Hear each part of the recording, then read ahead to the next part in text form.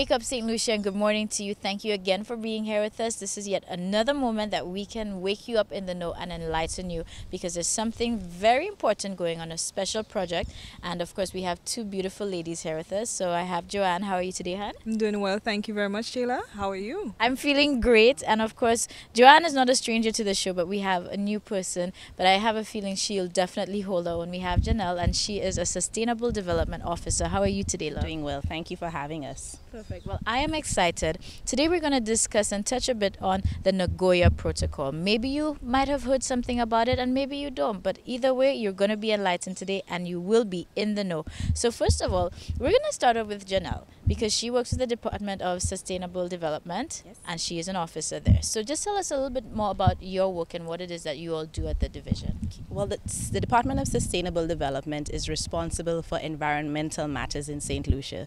So right now we're taking on quite a few projects. One of them you may have heard about, and that involves the phasing out of styrofoams, getting rid of all of those bad styrofoam containers and food containers that clog up the drains when we have our heavy hurricanes and so on, and cause a problem, and they are unsightly and they're a menace for solid waste. That's one of the initiatives we're working on. We're also responsible for protecting biodiversity, which is our biological resources, the variety of biological resources, plants, animals, microorganisms. And you know, they say variety is the spice of life. This is true.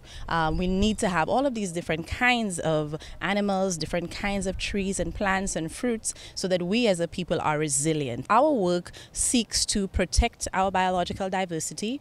We have projects that protect biodiversity from genetically modified organisms. That's your GMOs. So we have a biosafety program that regulates GMOs. And we also have initiatives like the Nagoya Access and Benefit Sharing Project, which protect these resources. Not just the resource, not just the plant and the animal, but also the knowledge that we have that is associated with it. So for instance, your great-grandmother may have had a special recipe. She would go in the back, she would take a leaf, she'd make some tea, and your belly was hurting, and all of a sudden your belly stopped hurting, and that sort of thing.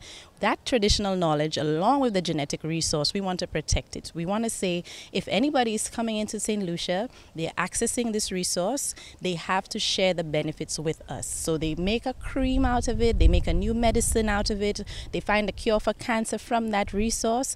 They need to come to us to get permission to access it, and then when they've created something out of it, we want them to share the benefits. Now, it could be monetary, so we could get a cut, we could get royalties, we could get a percentage, or it could be non-monetary. We could get citations when they do this, they publish their scientific study. They can name us and acknowledge us. They can set up an institute for more research. They can train a few persons. They can give us scholarships. So we want to have this platform and be able to grant access and negotiate the sharing of our benefits. So this is what the Nagoya Access and Benefit Sharing Initiative is all about, and we call it the Nagoya ABS, Access and Benefit Sharing. So we set things up so you get access and then you share the benefits. Great. Now, I'm so happy that you mentioned that too. So now we're going to go over to Joanne. So that way we can discuss, what it is that we need to know and how the protocol affects us as St. Lucians. Okay, so we need to know that this particular protocol really secures and protects our resources. It ensures our conservation of our resources so that our resources could be maintained. How important was it for you all to have this involvement with the youth, especially with enlightening on the protocol? It's very important because it impacts them, and as I mentioned earlier on, what we see here today, we want to maintain and conserve it. So we want our environment to be maintained and protected, our resources. We don't want any extinction of our resources again. We want to ensure that our endemics, we could actually develop programs where we could actually ensure that they are maintained and conserved, and we could possibly increase their population. All right, and it's very important so that they could know and get that national pride and respect and ownership of our resources. If persons are interested and they want to get that information, how are they able to reach out, contact, and of course follow up? Well, everybody's online these days, so you can jump on our website www.biodiversity.govt.lc, and you will get information on all of our biological resources. You'll also get specific information on the Nagoya ABS project, what is going to come out of it. For instance, we will have an ABS policy. So this will say if anybody wants to come into the country and research or commercialize one of the resources that we have here, they need to get permission, who they would ask for permission, and so on. And so we'll also have a legislation, a bill that will support that that policy. We will be having a public consultation on the policy, so persons will have an opportunity then to say what should be included. So if you're a community and you have this particular traditional knowledge, how can you make boats using our traditional trees and so on, that knowledge, you might want to start putting it down and securing it, because if somebody approaches you for that information, there is benefit to be derived from it. And of course, to share also what information that you have with us. Our website is one good way. You can also call our office 451-8746, and we are all on Facebook, Sustaining St. Lucia, and you can find out everything that we are getting involved with, from our climate change programs, biodiversity conservation, and so on. Perfect. Well, St. Lucia, in a nutshell, I think by now, if you really didn't know anything, you surely do now, and you have all the access points that you need, where to go, because Nagoya Protocol, now that I'm in the know as well, is something that is for all of us and protects us, protects what's here, and keeps it here for future generations to enjoy. So make sure you be on board, empower yourself, get in the know, and be active. And I want to thank both of you for being here with us today. Thank you so much for that information. So St. Lucia, now you're in the know.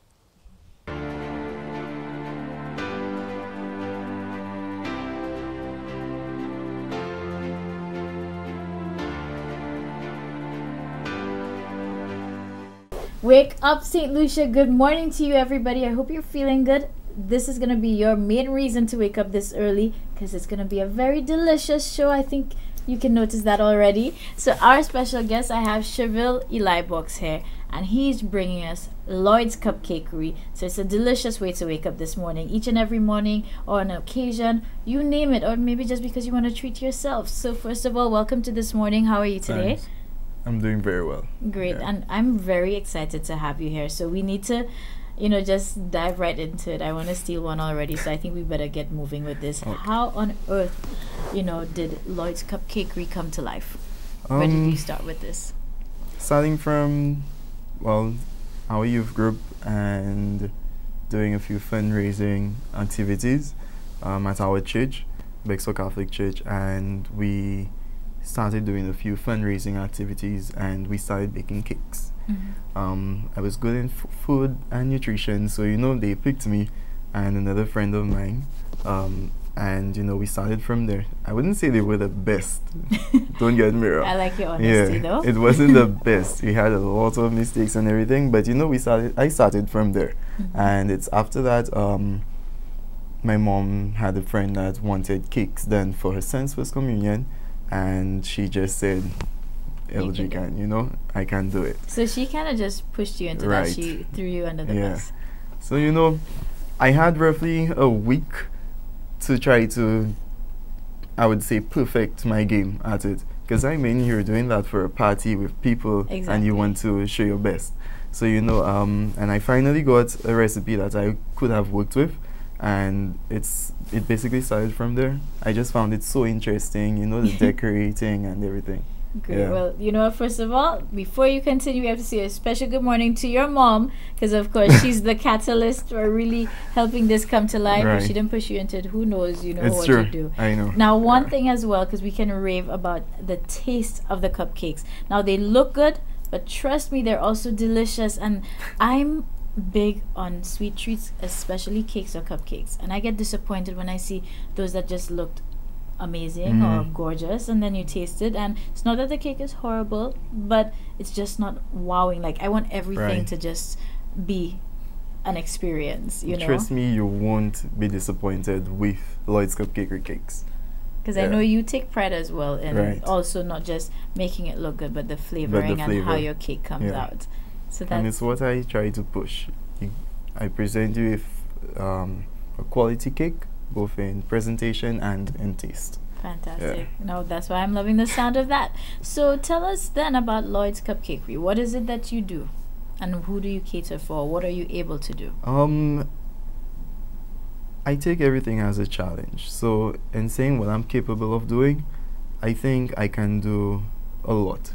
So, you throw a design at me, I won't say no, I make it happen for you. And I cater for any event really. So, yeah.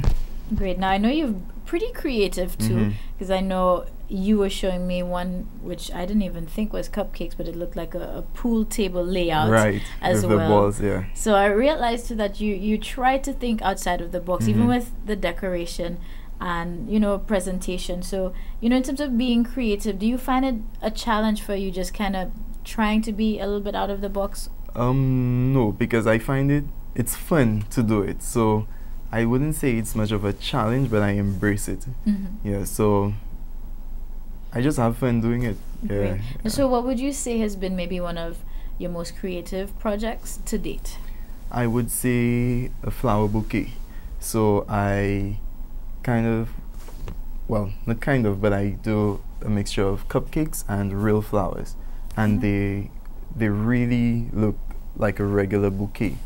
Yeah, so I started that, and I think it's one of my biggest sellers too. Yeah, and I think it's my most creative. So where would you like to see Lloyd's Cupcakery in the future?